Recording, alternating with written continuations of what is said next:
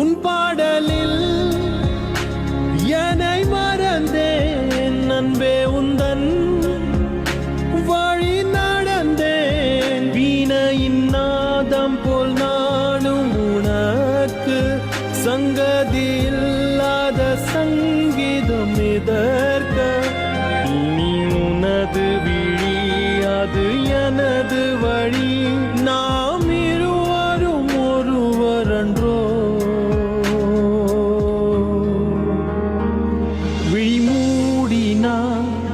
நீயும் வருகிறாய் விழித்திறக்கையில் எனும் மறைகிறாய் பிரிவினா. லக்ஷ்மி சொன்னது சரியாதான் இருக்கு. கையில இருக்கிற மருதாணி கலர் போறதுக்குள்ள இந்த பொண்ணு அவளோட வேலையை ஆரம்பிச்சிட்டாளே. கல்யாணத்துல அப்படியே மூஞ்ச தூக்கி வச்சுட்டு உட்கார்ந்திருந்தா. ஆனா இங்க என்னோட புள்ளைய தன்னோட வலையில விழ வைக்கிறாளா? என் புள்ளைய அவ மொத்தமா அவ பக்கம் சாட்சிக்கிறதுக்குள்ள ஒரு கயிறை போட்டு என் புள்ளைய நான் என் பக்கம் இழுத்துக்கணும்.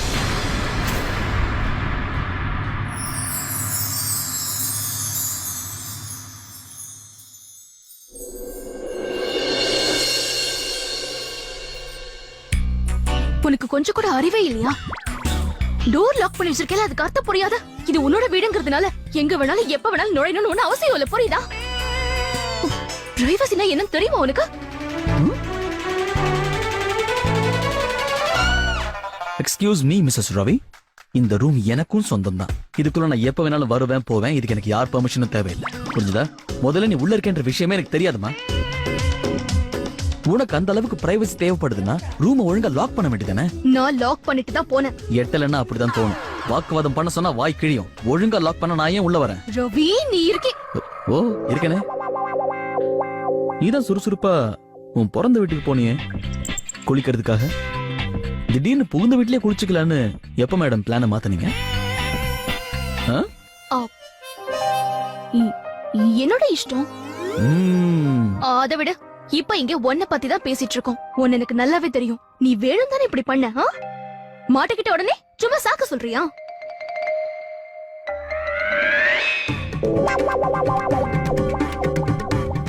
ஆமா,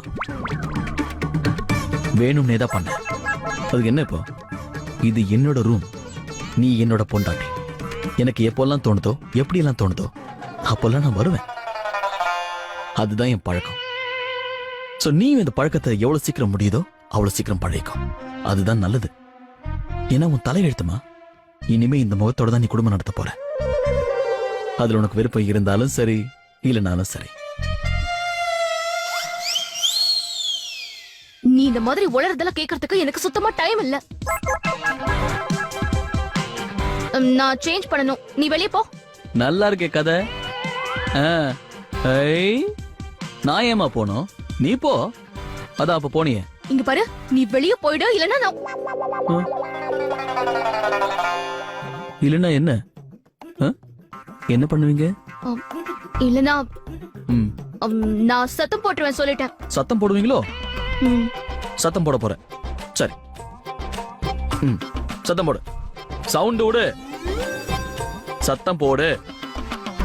வாயை திறக்கிறதுக்கு முன்னாடி வீட்டுல உள்ளவங்க என்ன நினைப்பாங்கன்னு யோசி. ஐயோ நீ கத்துமா, ஐ அம் வெயிட்டிங். சத்தம் போட்டு யாரையாவது கூப்பிடு. அது வந்து என்னால ஓ முன்னாடி ட்ரெஸ் சேஞ்ச் பண்ணிக்க முடியாதுல்ல. ஏன் முன்னாடி வந்து ட்ரெஸ் சேஞ்ச் பண்ணு நானா சொன்னேன்? எதுக்கு அவ்வளவு பெரிய பாத்ரூம் கட்டி விட்டுருக்கோம்? அது மட்டும் இல்லாம எதுக்கு கல்யாணத்தோட மொத்த தண்டனையும் எனக்கு மட்டுமே கிடைக்கணும்னு நினைக்கிற?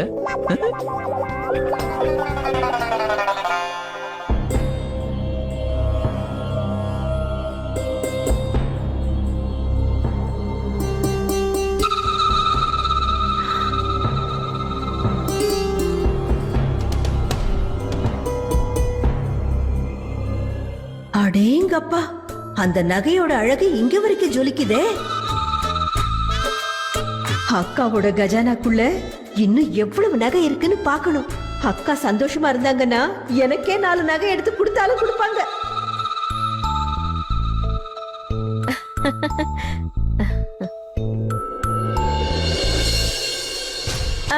அது வந்துக்கா, நான் எதுக்கு வந்தேன்னா, அது வந்து நான் உங்க மருமக ஷாலினிய கோவிலுக்கு கூட்டிட்டு போலான்னு.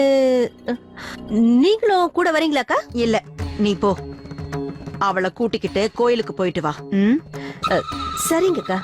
அதுக்குள்ள அவ குடும்பத்துல இருக்கிறவங்களுக்கு நான் ஒரு வழி பண்ணிட்டு வரேன்.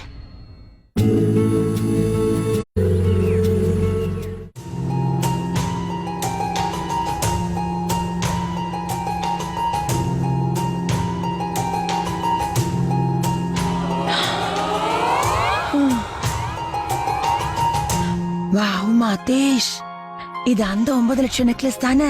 கல்யாண டைம்ல எனக்கு கொடுக்கறேன்னு சொல்லிருந்தாங்களே, என்ன பண்றது, கொடுக்க முடியாம போயிடுச்சு. அதான் இன்னைக்கு கொடுத்துட்டு போலான்னு வந்திருக்காங்க போல இருக்கு. தாய்மொழி என் கையில இருக்கிற இந்த நகைய பார்த்து உங்க கண்ணெல்லாம் அப்படியே உறைஞ்சு போயிடுச்சுன்னு நினைக்கிறேன். ஆ? அதான் இதோட விலைய உங்களால சரியா சொல்ல முடியல. இது 9 லட்சம் இல்ல, இதோட விலை 15 லட்சம். 15 lakhs. அதுக்காக நான் இந்த நகைக்கு திருஷ்டி சுத்தி போடணும்னு கொண்டு வந்திருக்கியா? திருஷ்டி சுத்தி போட இல்ல, நீங்க எல்லாரும் இத பார்க்கணும்னு தான் இங்க கொண்டு வந்தேன். பாருங்க, இத நல்லா பாருங்க. இந்த நகைய நான் என்னோட மருமகளுக்கு கொடுக்க போறேன். ஓ, புரிஞ்சுது. அவளுக்கு போட்டு விடுறதுக்கு முன்னாடி எங்களை வெறுப்பேத்த வந்தியா? உன்னோட வாயை விட உன்னோட மூளை தான் அதிவேகமா வேலை செய்யுதுன்னு நினைக்கிறேன். நான் சொல்றதுக்கு முன்னாடியே புரிஞ்சுக்கிட்ட. நான் ஒண்ணும் இங்க நகை வியாபாரம் பண்றதுக்காக வரலையே. வந்ததுல இருந்தே பாத்துக்கிட்டு இருக்கேன். பாவம் ஷாலினி தன்னோட குடும்பத்தை பத்தியே நினைச்சுக்கிட்டு இருக்கா. அதனாலதான் அவ ரூமை விட இங்கேயே ரொம்ப நேரம் வந்து உட்கார்ந்துகிட்டு இருக்கா. அவளை சொல்லி என்ன பிரயோஜனம்? பிறந்த வீடே புகுந்த வீடாயிடுச்சு. இப்போ சம்பிரதாயப்படி கல்யாணத்துக்கு மறுநாள் அவ மறு வீட்டுக்கு இங்கதான் வந்தாகணும். ஆனா கல்யாணத்துல அவ அக்னிய எவ்வளவு நேரம் வலம் வந்தாளோ அதை விட அதிகமா அவ பிறந்த வீட்டுக்கு வலம் வந்துட்டு போயிட்டா. ரித்திகாவோட அப்பாவுக்கும் எனக்கும் நடுவுல கொடுக்கல் வாங்கல் பேச்சு வந்தது. ஆனா அந்த பொண்ணு ஏன் வீட்டுக்கு மருமகளா வரலையே? உங்க பொண்ணு தானே வந்திருக்கா. எப்படி? வெறும் கையோட. எப்பவுமே மருமக வெள்ளி தங்கம்னு கை நிறைய கொண்டு வந்தாதான் நல்லா இருக்கும். ஆனா நீங்க அவகிட்ட எதுவும் கொடுத்து அனுப்பலையே. மறு வீட்டுக்கு வரும்போதாவது அவளுக்கு ஏதாவது கொடுக்கணும்ல. அடக்கடவுளே, இப்போ உனக்கு வரதட்சணை வேணுமா? வரதட்சணையா? வரதட்சணைங்கிறது கீழ்த்தரமானவங்களோட கீழ்த்தரமான யோசனை. பணக்காரங்க வீட்ல எல்லாம் அன்பளிப்பு தான் கொடுப்பாங்க, கிஃப்ட். அதுவும் இல்லாம எவ்வளவு அலட்சியமா சொல்லிட்டேன். நான் ஒண்ணு இதை எனக்காக கேட்கலையே, பாலகிருஷ்ணனோட பொண்ணுக்காக தானே இதை கேட்டேன். பேரு பெருசா இருக்கும் போது அந்த அளவுக்கு கொடுக்கல் வாங்கலும் இருக்கணும்ல. இல்லனா அவரோட ஆத்மா சாந்தி அடையாது இல்ல. சரி, இன்னைக்கு ராத்திரி பார்ட்டி வச்சிருக்கோம். அதுக்கு விருந்தாளிங்க எல்லாம் வருவாங்க. மருமக புகுந்த வீட்ல இருந்து என்ன கொண்டு வந்தான்னு கேட்பாங்க. அப்ப என்ன சொல்றது? எதையாவது அவங்க கிட்ட காட்டணும்ல. அதுக்குதான் இத கொண்டு வந்திருக்கேன். இந்த அற்புதமான நெக்லஸ். இப்போ சம்பிரதாயப்படி பார்த்தா இன்னைக்கு மருமக பிறந்த வீட்டுல கொடுத்த நகையை தான் போட்டுக்கணும். அதனால இந்த நெக்லஸ வாங்கிக்கோங்க. வாய மூடிக்கிட்டு ஷாலினி கழுத்துல இத போடுங்க. உன் மானத்தையும் காப்பாத்திக்கலாம், ஏன் மானத்தையும் காப்பாத்தலாம். என்ன? ஆனா ஒண்ணு, ஷாலினிக்கு இது தெரியக்கூடாது. ஏன்னா உன் பொண்ணு ஏன் மருமக. அவளுக்கு மூக்கு கொஞ்சம் நீளம். ஒருவேளை அவளுக்காக நீங்க எல்லாரும் ஏன் முன்னாடி பிச்சை எடுக்கிறது அவளுக்கு தெரிஞ்சதுன்னா அவ மனசு ரொம்ப வருத்தப்படும்ல.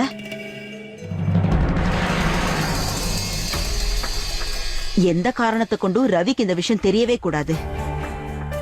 தெரிஞ்சது அப்புறம் ரோட்ல தான் இருப்பீங்க. அது மட்டும் இல்ல, ஷாலினிய ஒரு வழி பண்ணிடுவேன். அதுக்கப்புறம் அவளோட ஒப்பிடும்போது உங்களோட நிலைமை எவ்வளவோ மேல்னு தோணும்.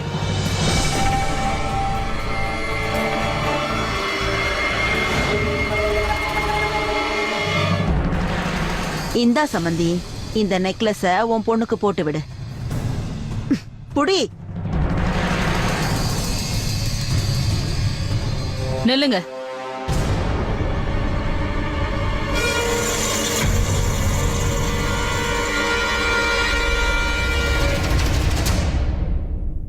என் பொண்ணோட கல்யாணத்துல நான் எல்லா சடங்கையும் ஒழுங்கா செஞ்சேன். கல்யாணத்துக்கு அப்புறம் செய்ய வேண்டிய சம்பிரதாயங்களையும் ஒழுங்கா செய்வேன். என் பொண்ணு கழுத்துல 15 லட்சம் மதிப்புள்ள நெக்லஸ் தானே இருக்கணும்.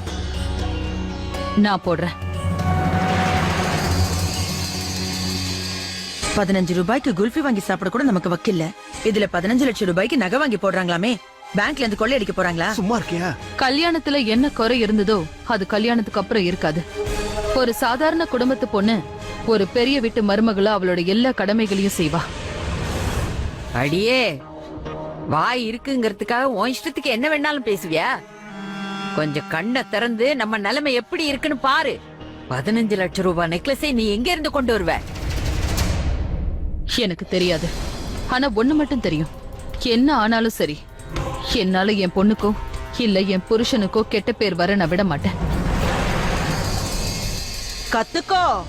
உன் மருமக கிட்ட இருந்து ஏதாவது கத்துக்கோ. அப்புறம் ஒரு விஷயத்த நான் உங்க எல்லார்கிட்டயும் சொல்ல மறந்தே போயிட்டேன். சாயந்தரம் 7 மணிக்கு ரவிக்கும் ஷாலினிக்கும் நான் வீட்ல ஒரு பார்ட்டி அரேஞ்ச் பண்ணிருக்கேன். அதனால சாயந்தரம் 7 மணிக்குள்ள நெக்லஸ்க்கு ஏற்பாடு பண்ணிடு. அத அவ கழுத்துல போட்டுதான் அவளை பார்ட்டிக்கு அனுப்பணும். நீங்க எல்லாரும் கூட வந்துருங்க. கரெக்டா சாயந்தரம் 7 மணிக்கு.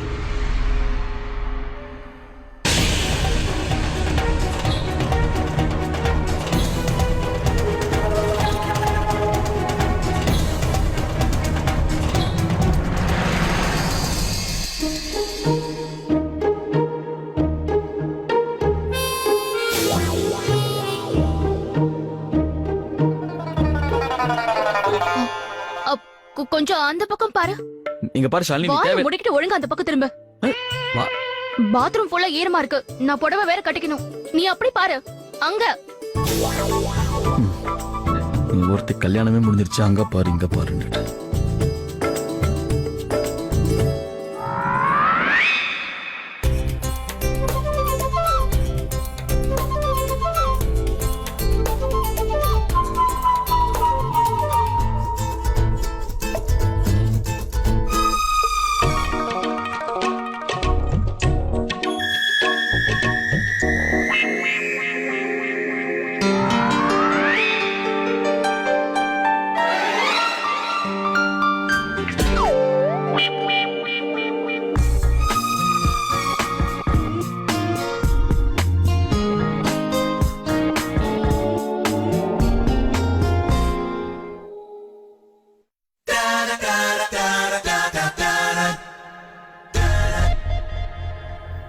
ஞாபகம் வர மாட்டேங்குது. எந்த பக்கம்?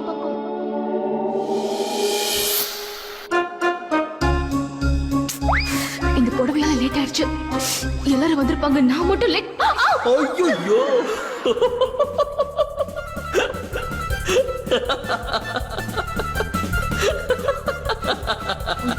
சிரிக்காத, முதல்ல வாய் மூடு.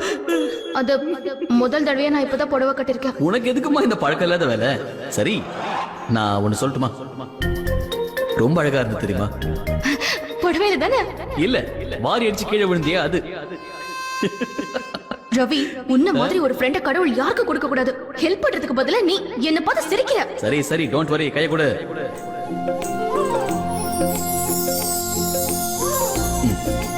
பாத்து. இன்னைக்கு காலேஜ்ல சாரி டே, அதனால இதெல்லாம் கட்டிட்டு போயிட்டு இருக்கேன். ஆனா இப்ப எப்படி போறது? ஏன் சாரி சரி பண்ணிட்டு காலேஜ் போ. வீட்ல யாருமே இல்ல. அம்மா, பாட்டி, சித்தி எல்லாரும் கோவிலுக்கு போயிருக்காங்க. எனக்கு இந்த சாரி இல்ல. ப்ளீட்ஸ் போட கூட சுத்தமா தெரியாது. ஏன் புலம்புற? இதான் பிரச்சனையா? நான் கட்டி விடுறேன். நீயா? எங்க அம்மா என்ன ஆல் ரவுண்டரா வளர்த்திருக்காங்க. வெயிட் கொடு. இப்போ அந்த பக்கம் புடி. அழகா சரியே. கத்துக்கிட்டோம்ல.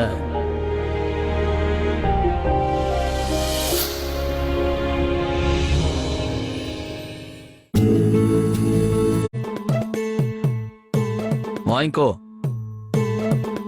இல்ல நான் அந்த பக்கம் திரும்பி பார்க்கணுமா? நீ நீ அப்படியே பாரு. தெரியுது இல்ல, அப்ப சீக்கிரம் வாங்கிக்கோ.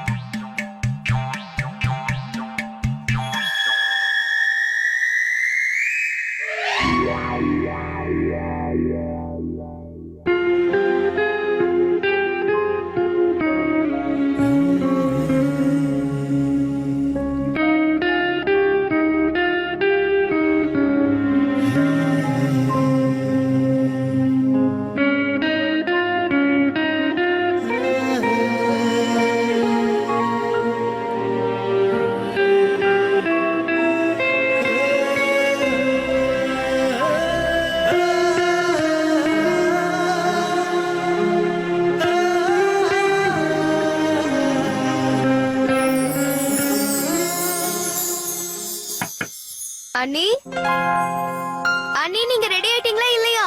ரெடி ஆயிட்ட பவி. மம்மி கோவிலுக்கு போகணும்னு சொன்னாங்க. தோ வந்துட்டேன்.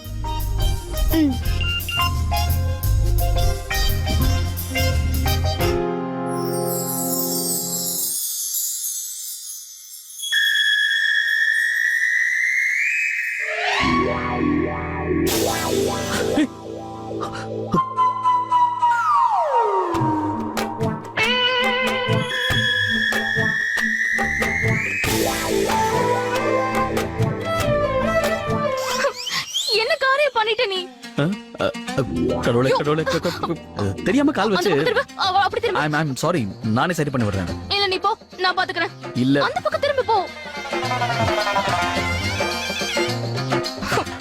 கஷ்டப்பட்டு கட்டிக்கிட்டேன். இப்போ என்னையே அப்படிதான் கட்டிக்கிட்டேன். அண்ணி இன்னும் எவ்வளவு நேரம் ஆகும்? இன்னும் கொஞ்ச நேரத்துல அம்மாவும் பெரியமாவும் மாடிக்கே வந்துருவாங்க. சீக்கிரம். உங்ககிட்ட வேற ஏதாவது ஆப்ஷன் இருக்கா? I don't think so. அண்ணி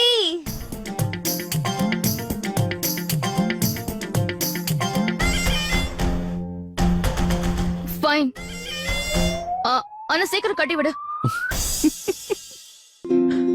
ஓகே ஓகே. கிட்டவா.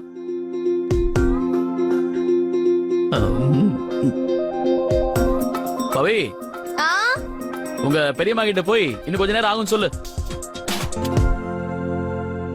சொல்றேன் அண்ணா. Take your time. அம்மா மேல வராம நான் பாத்துக்கிறேன். தேங்க்யூ. நீங்க நிதானமா அண்ணி அனுப்பி வைங்க.